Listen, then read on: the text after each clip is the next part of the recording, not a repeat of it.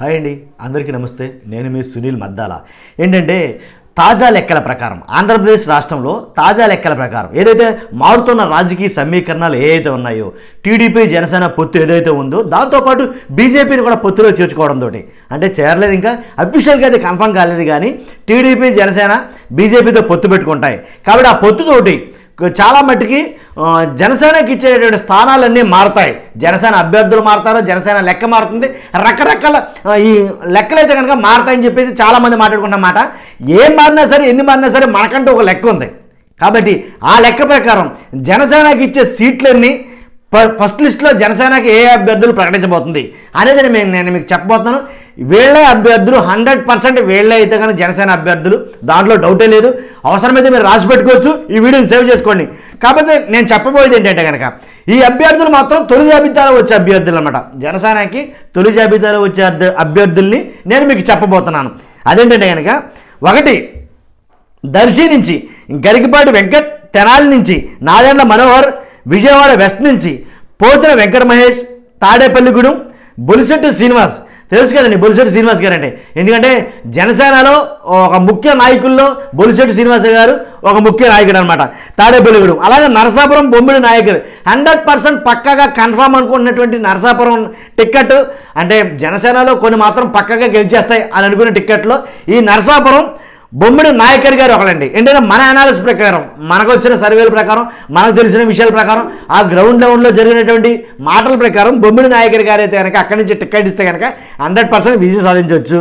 అలాగే భీమవరం నుంచి చెప్పనవసరం లేదు, భీమవరం నుంచి పవన్ కళ్యాణ్ గారు పోటీ చేస్తారని చాలామంది మాట్లాడుకున్నారు. అదే వాస్తవం నన్ను అడిగితే కనుక. భీమవరం నుంచి ఇంకొక నియోజకవర్గం నుంచి కూడా పోటీ చేస్తారు.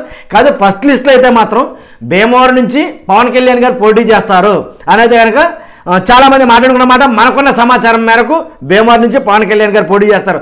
ఆల్రెడీ మనం ఇంకో 2 వీడియోలు చేసాం. ఏంటంటే భీమవరం నుంచి పవన్ కళ్యాణ్ గారికి 1,00,000 మెజారిటీ వస్తుంది. ఏంటంటే మనం ఆల్రెడీ అక్కడ తిరిగి తెలుసుకున్న దాన్ని బట్టి ప్రకారంగా 1,00,000 మెజారిటీ వస్తుందని అయితే ఒక వీడియో చేసాం. కావాలంటే మన వీడియోలో చూడండి అది కూడా.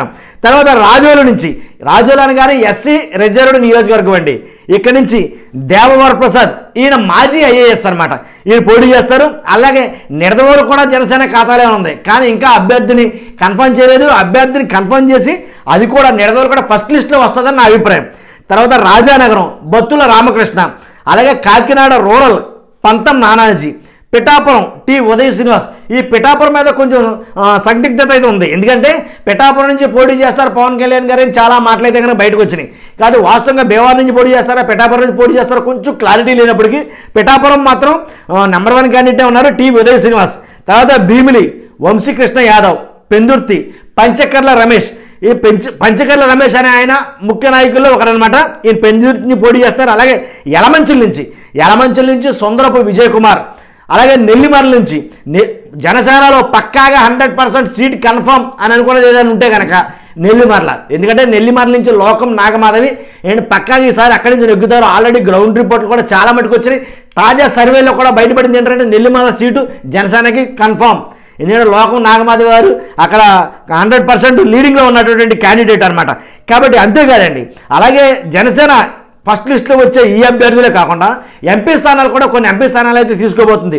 మెయిన్గా 3 చెప్తాను. ఏంటంటే కాకినాడ, మచిలీపట్నం, అనకాపల్లి. ఈ 3 ప్రాంతాల నుంచి ఎంపీ స్థానాలు అయితే అడుగుతుంది. అనకాపల్లి కొంచెం కష్టమైనప్పటికీ అనకాపల్లి మీద ఇంకొక టాక్ ఉంది. ఏంటంటే కొణిదెల నాగబాబు గారు ఎవరైతే ఉన్నారో జనసేన పవన్ కళ్యాణ్ అధినేత గారి బ్రదర్, కాబట్టి ఆయన అనకాపల్లి నుంచి ఎంపీగా పోటీ చేస్తారు అనేది ఒక టాక్ ఉంది. అది ఎంతవరకు కన్ఫర్మ్ అనేది ఇంకా క్లియర్ కట్గా తెలియదు కాబట్టి నేను ఆ విషయం చెప్పడంలా. కాబట్టి అలాగే నేను చెప్పిన ఈ జాబితా కాకుండా రాయలసీమ కూడా చెప్పండి. వాస్తవంగా అయితే రాయలసీమలో మొత్తం ఆ కేటగిరీ అంతా 2వ జాబితాలో వస్తుందో తెలిసి రాయలసీమ నుంచి నేను ఎప్పటి నుంచో చెప్తున్నాను ఈ మాట. రాయలసీమ నుంచి జనసేనకి పట్టు తక్కువ. రాయలసీమలో జనసేన సంస్థాగత నిర్మాణం అంటూ ఏమీ జరగలేదు. కాబట్టి రాయలసీమలో ఎప్పుడు వెనకంజలోనే ఉంది జనసేన. కానీ ఉభయ గోదావరి జిల్లాలో మాత్రం దూసుకుపోతుందన్నమాట ఏమాత్రం సందేహం లేదు. తర్వాత ఇంకొకటి బీజేపీ కూడా 3 స్థానాలు అడుగుతుంది. ఎందుకంటే పొత్తులో ఉంది కాబట్టి రాజమండ్రి, రాజంపేట, తిరుపతి ఈ 3 ఎంపీ స్థానాల నుంచి బీజేపీ అడుగుతుంది, అడగబోతుంది. కాబట్టి అడిగితే కనుక ఈ 3 స్థానాలు తీసుకుంటుంది. రాజమండ్రి, రాజంపేట, తిరుపతి నుంచి పోటీ చేయబోతుంది. కాబట్టి ఇదండి లిస్టు. జనసేన ఎన్ని లెక్కలు మారినప్పటికీ ఈ లిస్ట్ అయితే కనుక 100% ఫస్ట్ లిస్ట్లో మాత్రం వస్తుంది. వేరే అభ్యర్థులు, దాంట్లో డౌట్ లేదు, అభ్యర్థులు కూడా మారరు. కాబట్టి చూస్తున్న మీరు అందరూ కూడా వీళ్ళు కాకుండా వేరే ఎవరైనా ఉంటే కనుక లేదా మీ అభిప్రాయాలు, మీ అమూల్యమైన అభిప్రాయాలు నేను సదా గౌరవిస్తాను. మీ అభిప్రాయాన్ని కామెంట్ రూపంలో తెలియజేయండి. చూస్తున్న మీరు అందరూ కూడా లైక్ చేయండి, కంపల్సరీగా షేర్ చేయండి, సబ్స్క్రైబ్ చేసుకోవడం మర్చిపోద్దు. Thank you very much.